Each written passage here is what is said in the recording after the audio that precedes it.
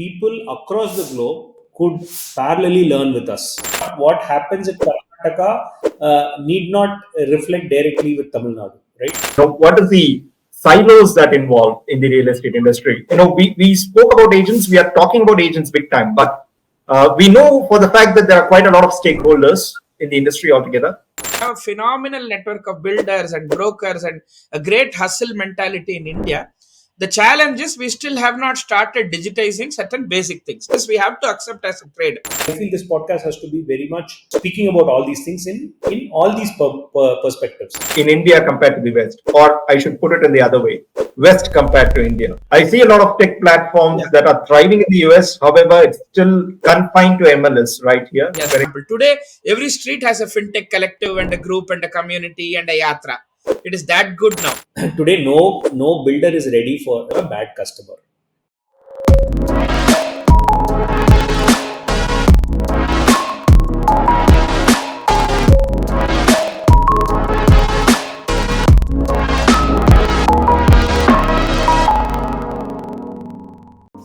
Hello, good morning to people who are in the West and good evening to people right here in India. This is Realiti.Club podcast, and we are the founding members of this collective where we'll be bringing in aspirational and inspirational stories of realitypreneurs pan-India and across the globe.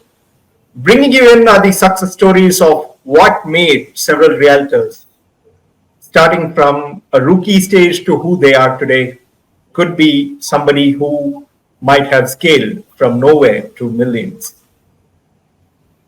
We have founded this with an intent to ensure aspirants and people who are seasoned realtors who can potentially explore new avenues and opportunities as they come forward to venture the entire journey with us. Joining me is Arun CR and Badri Parthasarathy. Both of us are, of course, from India, but one person for whom I said good morning in the evening time. So here we go. Arun, a quick question to you. What is the crux behind Realiti.Club, and what is the value proposition that you'd like to arrive at for realtors from this initiative? See, basically this comes from our core philosophy, right? The real estate brokers are inevitable. We believe that they are the last mile connect for the entire ecosystem, right? So to build or make the entire ecosystem of real estate better, we want to keep our broker community, the facilitator, the last mile community, very vibrant and active and well informed, right? So that's the core idea with which we thought through, and we said, okay, as I was meeting several people and as I'm learning, right, I thought, why can't this learning can happen real time, so that people across the globe could parallelly learn with us, right? That is one of the core aspects with which we are starting. So there will be educational interviews where it will also we are already lining up close to 15 members as a first set from various part of the country who are excelled from in their brokerage firm, from becoming almost as very successful entrepreneurs, brilliant realtors in their own regions, bringing their micro informations, right? So those are things which we will address. This is the primary objective as this is happening, because this micro information keeps getting changed, right? What we sitting here in down south would like to know things that are happening in Delhi or in Mumbai or in Bangalore, right? As this is happening, I'm sure even Badri would agree. What do you think sitting in Chicago, Badri? Micro informations in India. Definitely.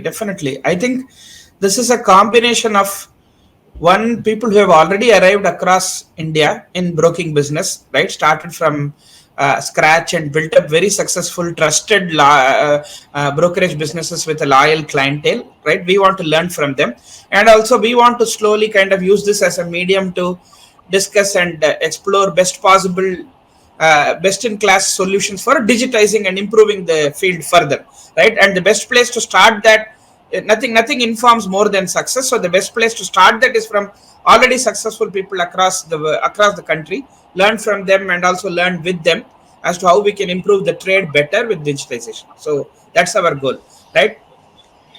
With my, just to add there, Balaji, is that with my journey as a real estate person, right, and me being a realtor for such 15, 16 years, I've realized that there is umpteen amount of information which lies with us as individually, right? When we actually collaborate, right, we don't have a typical mediums to basically collaborate. And even whenever I searched online, there is not much of podcast, not much of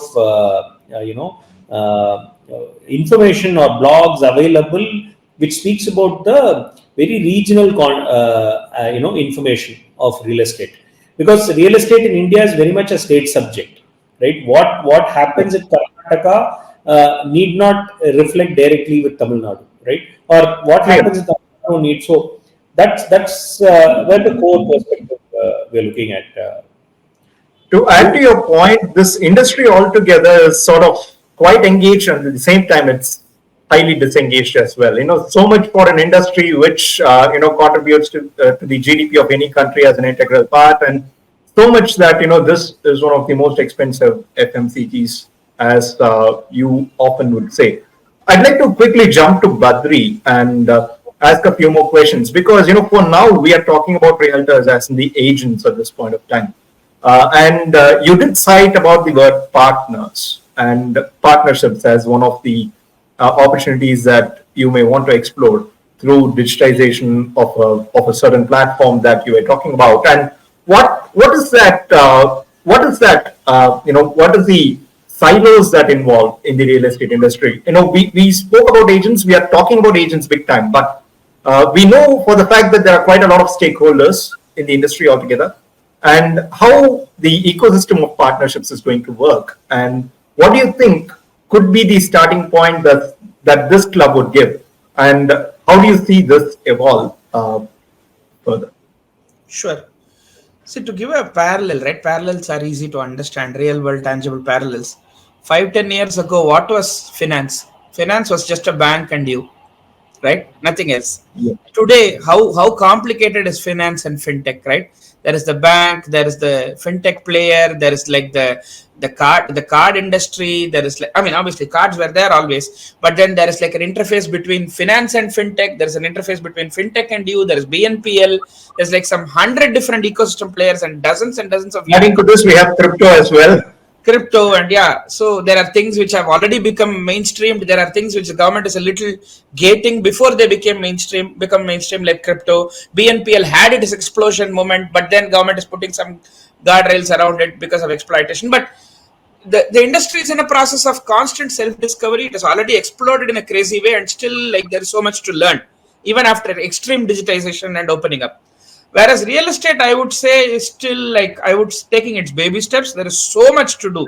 Like literally, sky is the limit. Even all of us put together don't know where the world will be 5-10 years down the line. That is the state, right? That is how disruption is, right? If we knew what all is possible, it will not be disruption, right? It will be like Absolutely. similarly. So the starting point for that is, though I think we have a phenomenal network of builders and brokers and a great hustle mentality in India, the challenge is we still have not started digitizing certain basic things. This we have to accept as a trade, right? We have not Exactly. digitized. We have not clearly digitized an entire unit property, right, which is kind of transactable in a common database.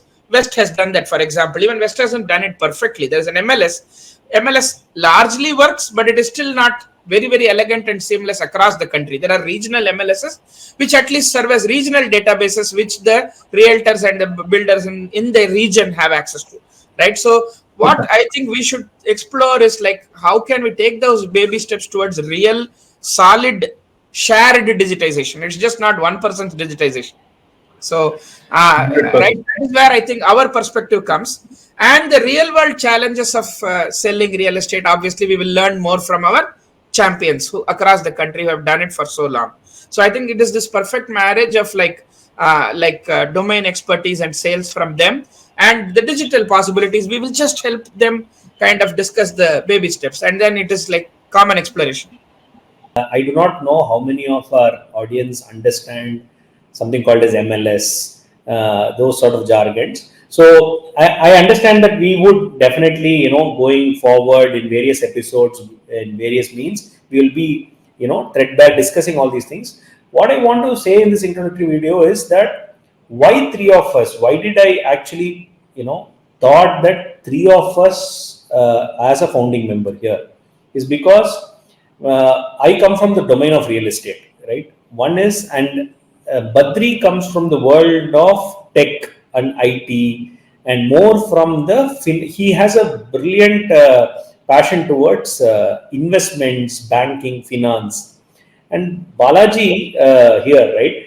He is more a person who has really passionate about software, SaaS, PaaS sales, right? The more of the B2B, sales qualifications, funneling, and all those things. Why? So it's basically, even though I might use certain jargons, but to simplify, simply put, as Balaji is more a sales process specialist. His mind always works like that, right? Me as a real estate person always thinks everything in terms of the real estate supply demand perspective, and Badri here always give the point of view of how the economy or the finance angle of it works, how the investment angle of works. I felt that we should probably going forward, as we learn from other champions, other interviews, we should pick up topics and give this perspective on each of it. Right? We could take a simple topic, say, how is lead generation, or it could be even like, for a builder, how to raise funds, or how to market in digital world, what is Google, right? What is Facebook? Sort of, we need not go to the simple threadbare discussions, but at least to a layman understanding, this podcast has to, I feel this podcast has to be very much speaking about all these things in all these perspectives, just not as a realtor or just not as a well educated. So that's what I wanted to add. And second, more important thing, what I was talking, Badri, I was actually talking to Balaji, was also that this club has to remain without any agenda. It should be very free, should be very much accessible for everybody, and all the content has to be very much accessible for anything and everybody for free, right? And without any agenda, how do we allow every member who could come in here, join for free, could basically get a help from the club, right? Because of us. So normally a networking place or a collaboration place, what happens is that everybody comes and they could reach each other. That's the maximum they could do, right? But here in this club, at least what me and Balaji were discussing was, how can we as Realiti.Club could help each of them, right, in whatever means possible. And that one portion is education, and many other portions would come, right? Everywhere can we get down and give them a connect, or give them right incubation, or give them right tools, or give them, so that they need not go through reinventing wheels every time, which at least I have done in the last 15 years many a times, right? Even though when I came across the bridge, I understand that, hey, what if I knew this before, right? So that's the point. Balaji, anything to add? Rightly said. And I'd like to dissect and quickly summarize as to what we've been discussing, and especially with your important points at this point of time about the crux of this podcast altogether. So the first thing is, we will try to be very primitive to begin with. However, there will be some jargons that will subconsciously come from us.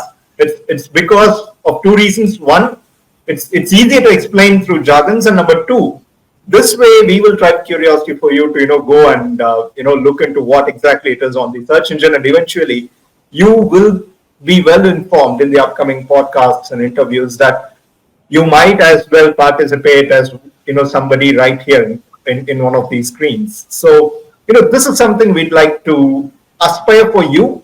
And number two, as we move forward, it's very important that anything and everything that we discuss right here shouldn't stay as just yet another YouTube video that you may end up watching. It should translate to some sort of a work or effort that you would actually build an intent to take a plunge and do a little exploration into what you exactly want to do. And on that note, I think this seems to be a good start from all three of us at this point of time. And we strongly believe we will do justice to your time that you will end up spending with us listening to our discussions, our conversations, and so on. And I think Arun has yet another point to make. Over to you. I missed saying a very important point that what Badri will add value is that he sits in West and he's going to bring the West to us, to this club, right? So 100%. he's going to add that perspective. It's just not perspective. He's going to bring a lot more people from there who would share informations also. It's just not going to be India-centric club. It's going to be a global club. We are trying to make sure that we have people from each part of the world or each from every continent, so that some portion comes in, and I'm sure even Balaji would be able to bring a lot of tech savvy people to give us some sort of an education to all of our realtors. So these are perspectives which you can definitely expect, and at least we are striving. Any feedback? How do they reach Balaji? I mean, our audience, if they have to contribute or if they wish us, to address certain things, what happens? We have an action plan at this point of time. You will see a call to action below in the description where you can reach out to us via email. It's help@reality.club or join us at reality.club, wherein you can drop an email about the feedback, about the community. If you want to participate, if you want to be a part of one of the interviews, you can feel free to connect with us and potentially get yourself queued up for the upcoming interviews and so on. These are all a lot of things that are on the roadmap, and this is once again subject to evolve because we are having a lot of plans in place, and we are taking step one only today at this point of time to start the execution part of it. On a conclusive note, I'd like to go to Badri and ask, what is the difference that you have found in the adoption of technology in India compared to the West? Or I should put it in the other way, West compared to India. I see a lot of tech platforms that are thriving in the US. However, it's still confined to MLS right here. Yes. When I say MLS, it's multiple listing services. You have Magic Bricks, 99 Acres Housing. Yes. Such players thrive in India, but you have a lot of players in the US, which I'd leave it to your diligence in terms of making people comprehend. I think I'll compared to my last question, I'll try to gate this answer a bit so that we have so much more in the episodes to come. But I think to broadly say, I think Fintech, the West and the rest of the world has a lot to learn from India, especially B2C Fintech. We are way ahead, probably 10 years ahead in some things. PropTech, definitely the West is a little better. Even the MLS as a bedrock is a good, better step. It's not a perfect world, but at least basic building blocks of digitization are a little better. And there are entities which feed off that. Once you do the plumbing decently, even if not great, there are always entities which all kind of make that as a single source of truth. I think that has to emerge.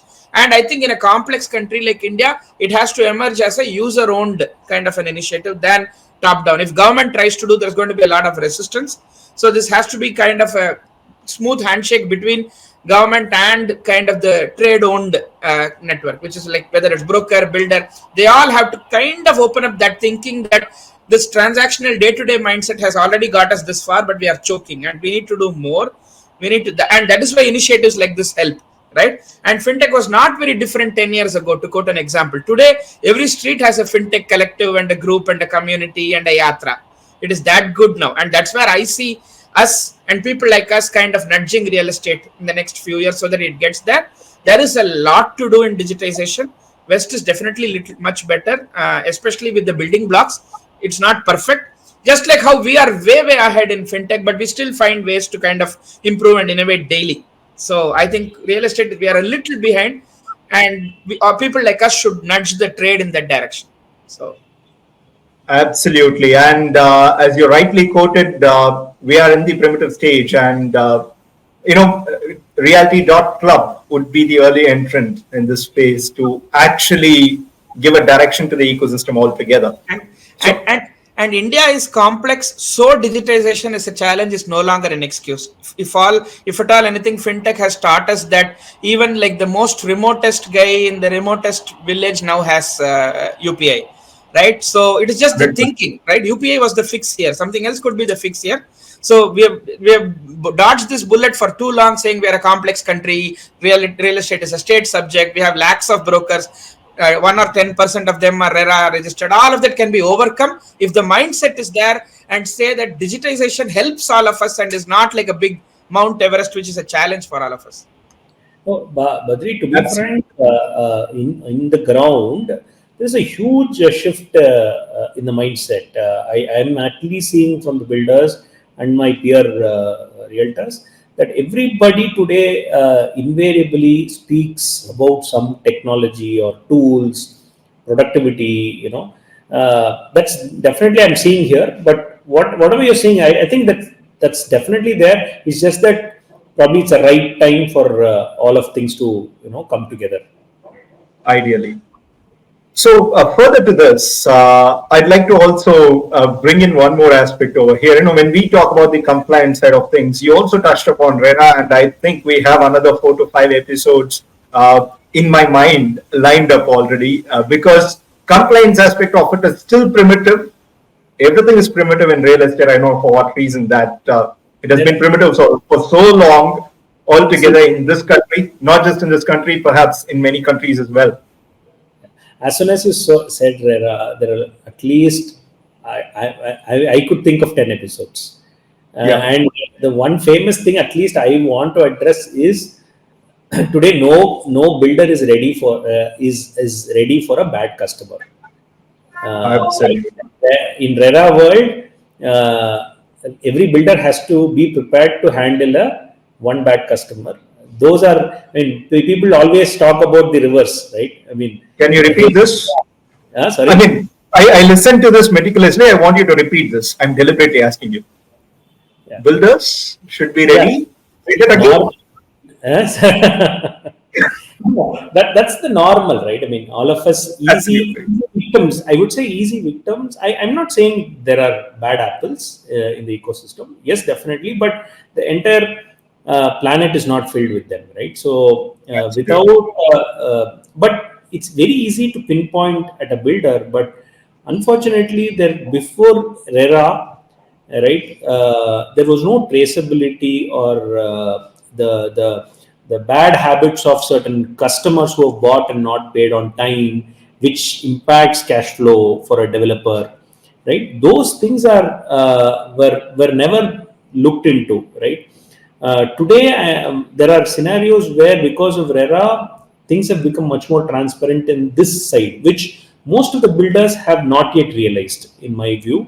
That is a very, very important. It's going to be, it is having a very positive impact for developers who wants to be very forthcoming, proactive, be very, so there are umpteen scenarios. We could talk at length as a separate topic, Balaji. Uh, Of course, we have multiple episodes to come, and this is where we'd like to move forward with. Badri, sorry for interrupting, and yeah, Sorry, you sorry, have an my bad. important point to make. Also, this is a great channel. Arun, having worked with builders and brokers so closely over a long period, we want to bust a lot of myths, and one of them is the fact that brokers and builders are no longer kind of like audience, the customers have this view that real estate is opaque by choice, non-digitized and kind of shady by choice. No, it is more nowadays. It's more a matter of coordination and finding those tools and mechanisms where everybody can kind of come together, rather than the trade wanting to be like shady, or that's not a choice. You can no longer flirt with illegalities. You can no longer play fool with the government.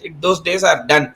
Now it's more like, hey, I want to consciously kind of upgrade. I want to digitize. I want to be transparent, but I don't have like a standardized methodology to do that. Those are the kind of things. And because we are calling the champions of the industry, we organically feel that it will emerge between us as tech players and new age, plus people who have been there, done that in the trade as broker or builder.